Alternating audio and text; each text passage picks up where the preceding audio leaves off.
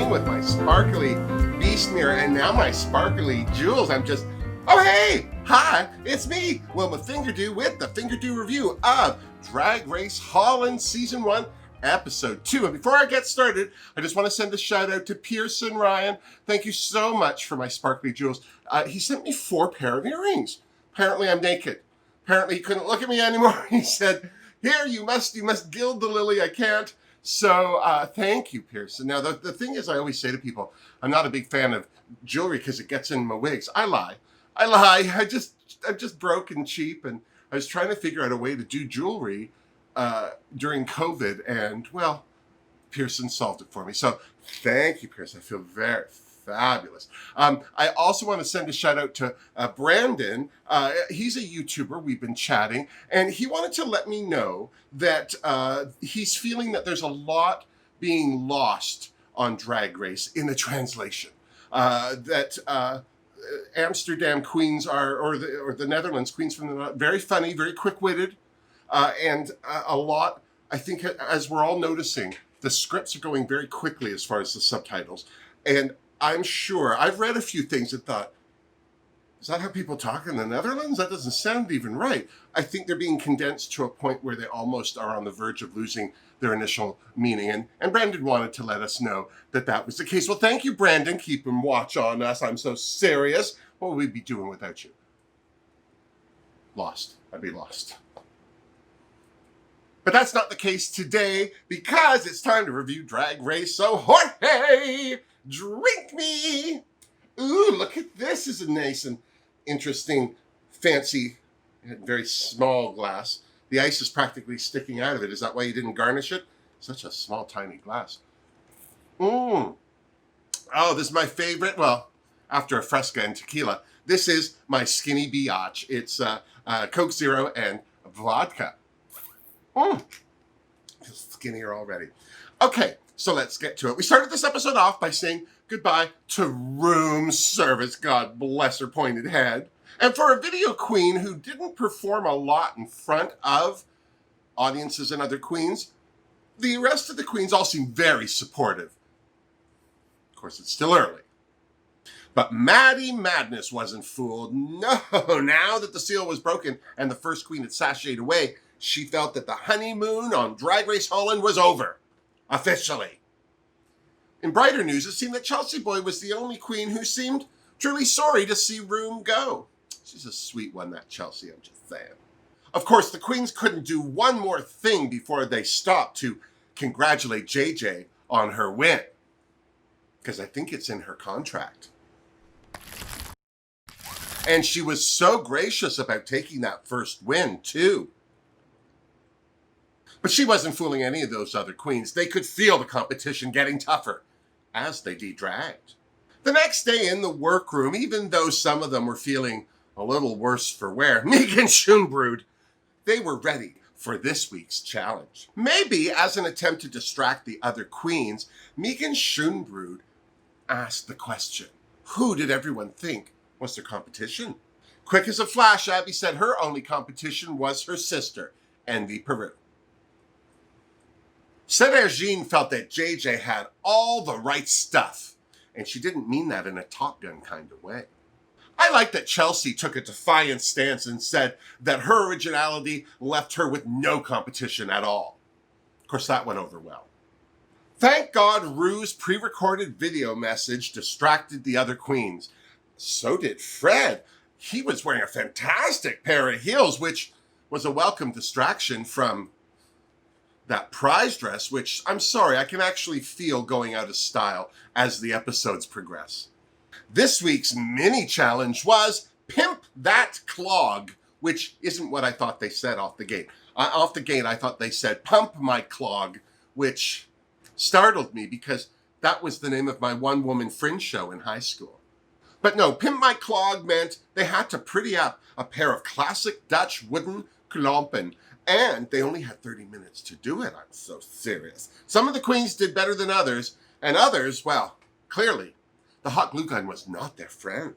Less is more certainly wasn't the case for some of these queens. The ones that put fresh flowers in their klompen had the worst time.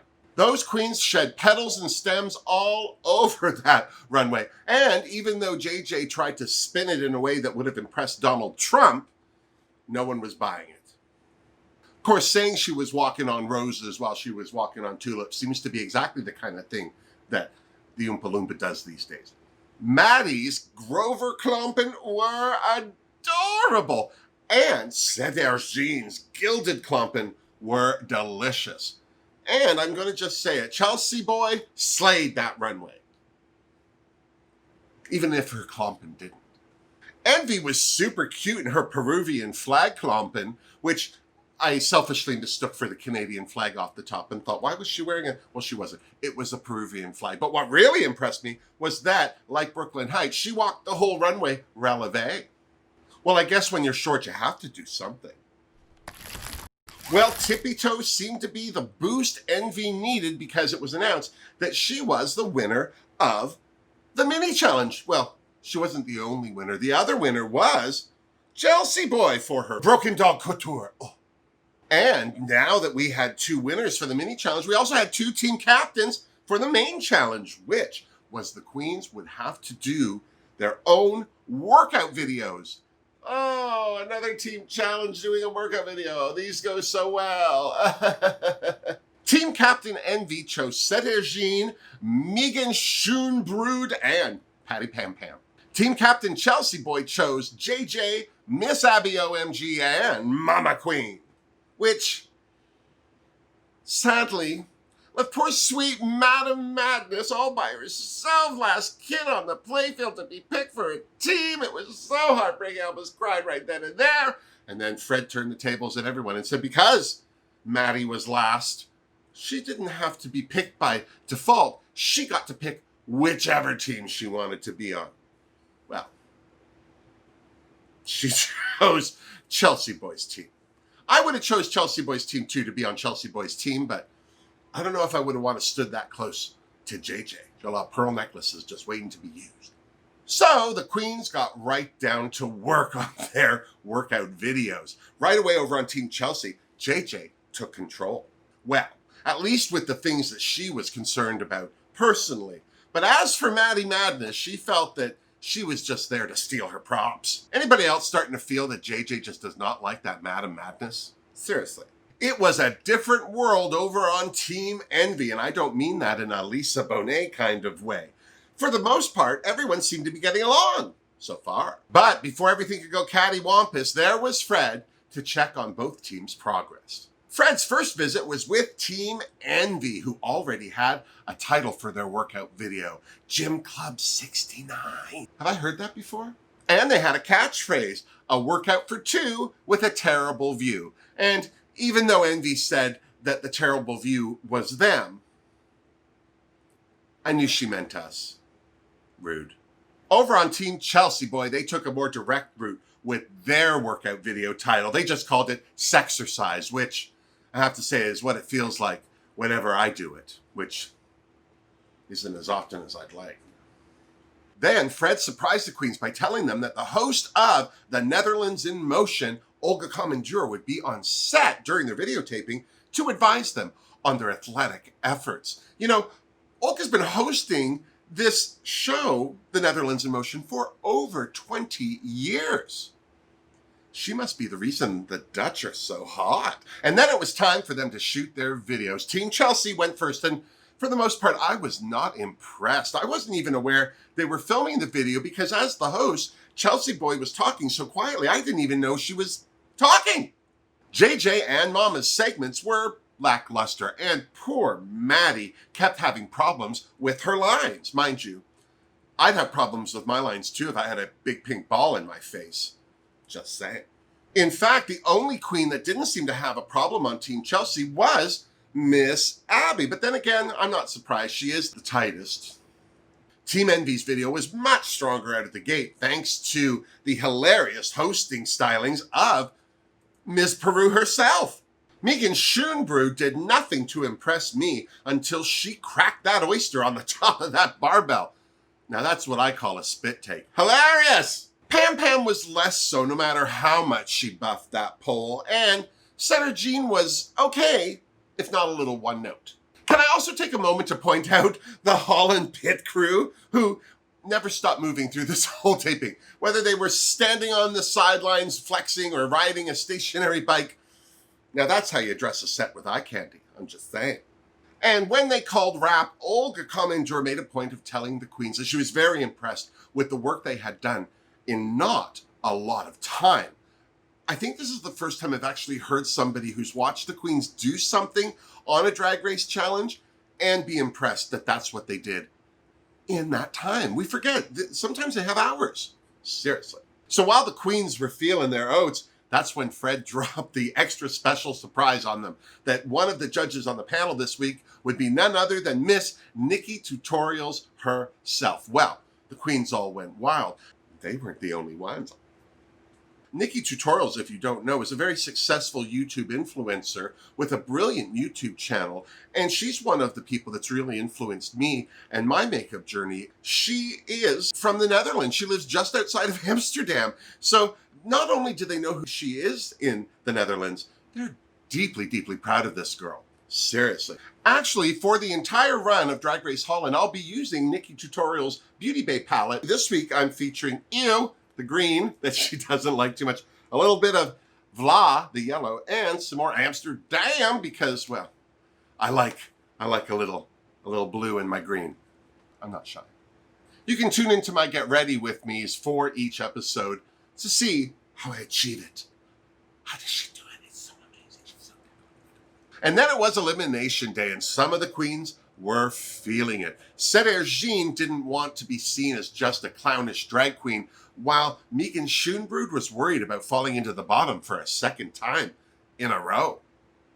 Understandably.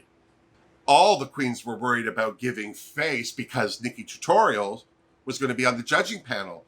And that's when the talk naturally turned to who's had work done. Well, clearly Envy Peru and Megan have both been touched by an angel.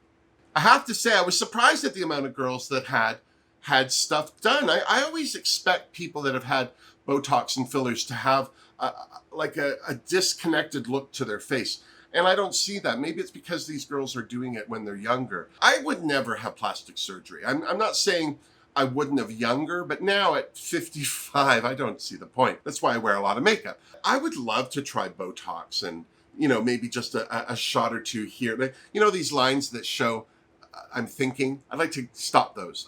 Just stop those. And up here a little bit. I also, and I would only do this if I had like 6 months where I didn't have anywhere to be. Ooh, what's happening right now? But I would love to get my lips done. Just the outside edges where I draw them up. I would, because I have little pointy, mushy lips in the middle. And I would just like to fill up the upper lip, just to balance it out. But it doesn't bother me enough as a boy walking around in the world where I feel shame. But if I wasn't cheap and I had time and nothing else to do, I might get a few angels to touch me. I will admit, I was super surprised to hear that Jean had her neck done twice. And then she said it was because she had lost a lot of weight. And, depending on where your weight was, how you carried it, how fast you lost it, you'd end up with a lot of skin. And the neck is a hard place to take anything in. And when the other queens were impressed, you could see, like, even Jean was like, yeah, if necks were easy to do, less old women would have turkey necks. They're not all turkey necks, but some of them should have platters around them. I'm just saying. As the queens got ready, Envy checked in with Madame Madness to see how she was feeling after that whole being picked last thing, which I have to say, I thought was very sweet of Envy Peru. She didn't have to do it. She's certainly not threatened by Madame Madness.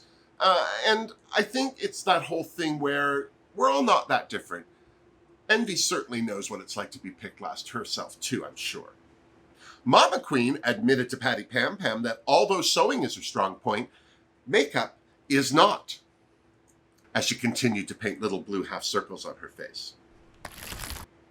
In fact, the only queen who didn't seem to be worried about her makeup was Miss Abby OMG, because she was more worried about trying to find her corset. Someone had moved it. She couldn't find it. Someone had moved it. And I have to say, this is a very telling thing about the drag scene in the Netherlands, that Miss Abby OMG's first thought was that somebody stole it. And we all know who she thought stole it. We all know she thought JJ did something to it. And then when Madam Madness said, "Oh, I found it over there. It was just over there." It didn't seem that Abby was happy to see the corset as much as she was now convinced somebody had moved it. What was it doing over there? Why was it in the corner?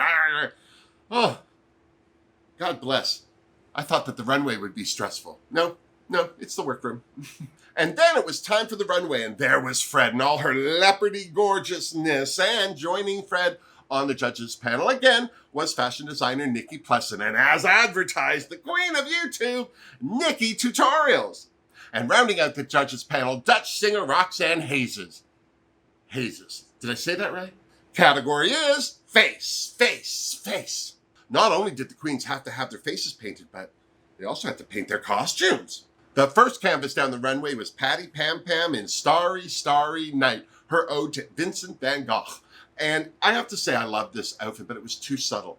It was way too subtle. Even the Band-Aid covering her ear, I think a lot of people would maybe possibly miss that. Her makeup even, I thought when she was doing it in the workroom, it was very overpowering. But then on the runway, it was washed right out. I wish she'd gone heavier with it. She should have had no skin tone really showing through. It should have all been painted. I even think that she should have painted the pipe on her face. I like that she had a pipe, but if she had painted it, that would have been better. And then the canvas itself, I felt that it could have been bluer. There could have been more Starry Night painting on the canvas. And then the fact that it wasn't attached to the gold frame that was there. There were a lot of issues that I had with this costume. It was gorgeous, but it could have been better. I hope somebody's not dying. Chelsea Boy was next, and I don't mind telling you, it took me a minute to figure out what the heck I was looking at, because that walking illustration extravaganza was everything. The segments that were like pen and ink with no color, and then all of that hair and the spray paint to the can, and oh my God, this was walking art. Well done, Chelsea, seriously.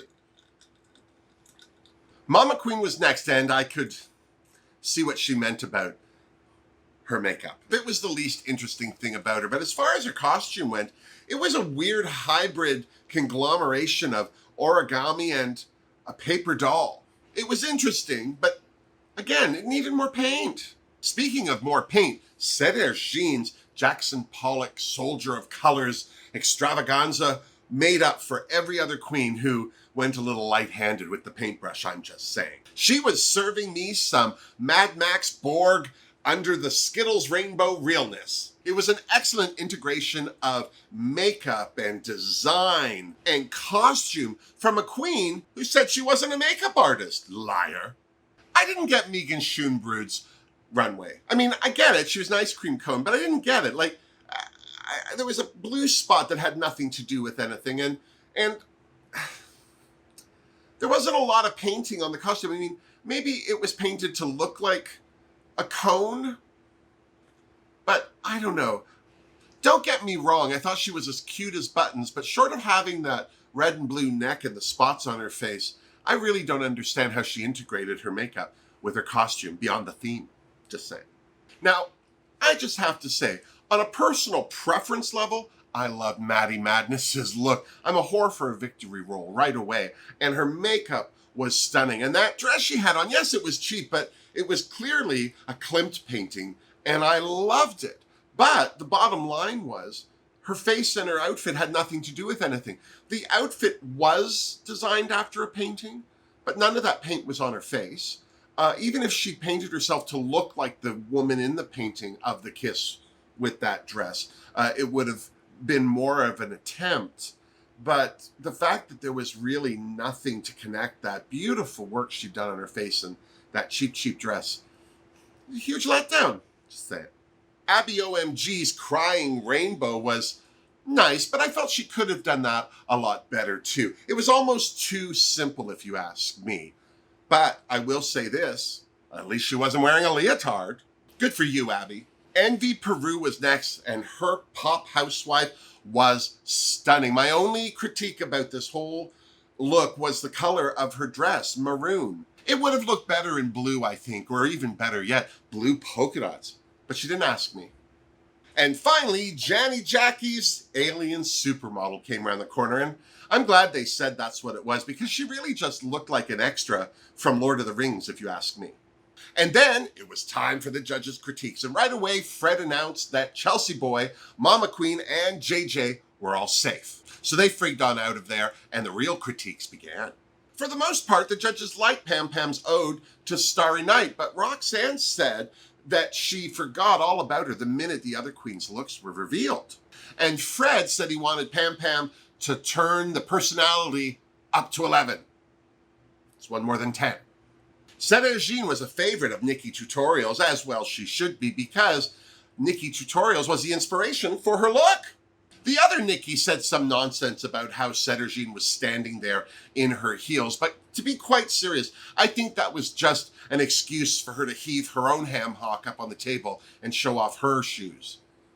Possibly so she could get them for free. Just saying. Ignoring that other Nikki completely, Fred told Sergine that she was very proud to see her stepping out from under her comedy comforter. Poor Megan Schoenbrod.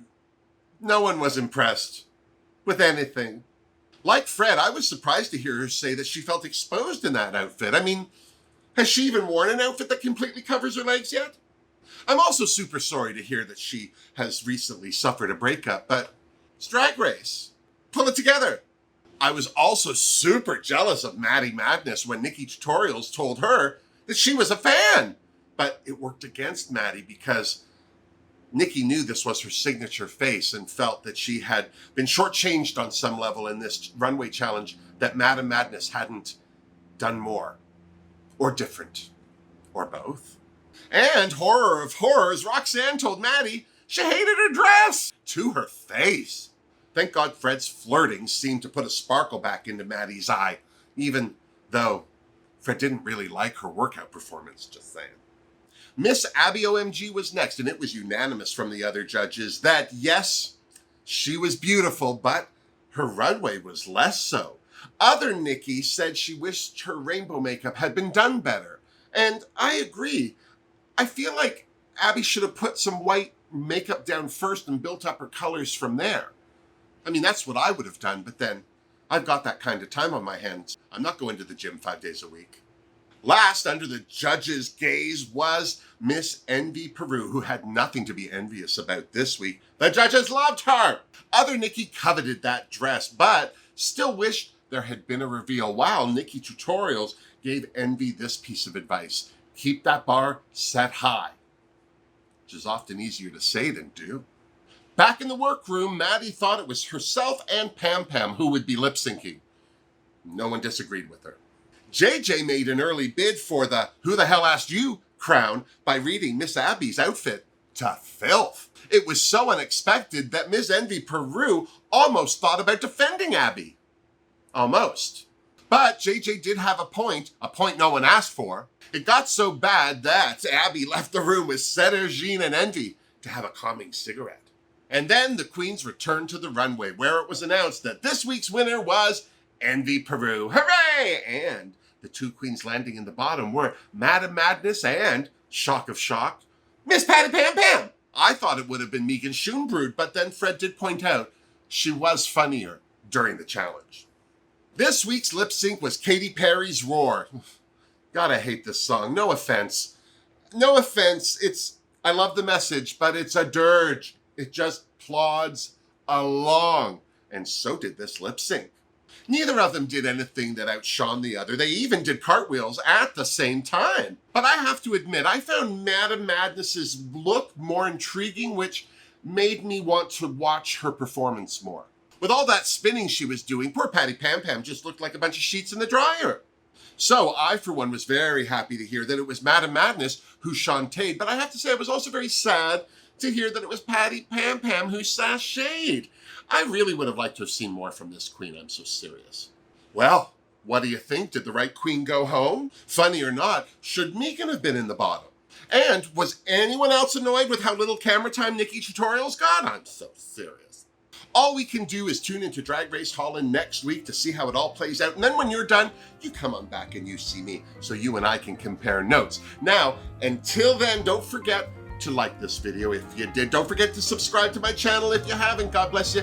And You can support the Rainbow Railroad by buying a Denise Cherneau print or t-shirt on my Redbubble account. You can also get the Denise Cherneau Wilma Lips face masks.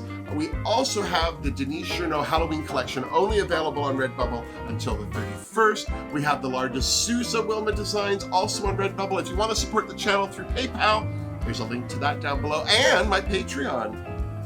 Don't forget to stay tuned for my Patreon credit roll. I want to thank all the people that are Patreoners, and if you would like to be too, there's a link for that down below as well. Until next week, miss me!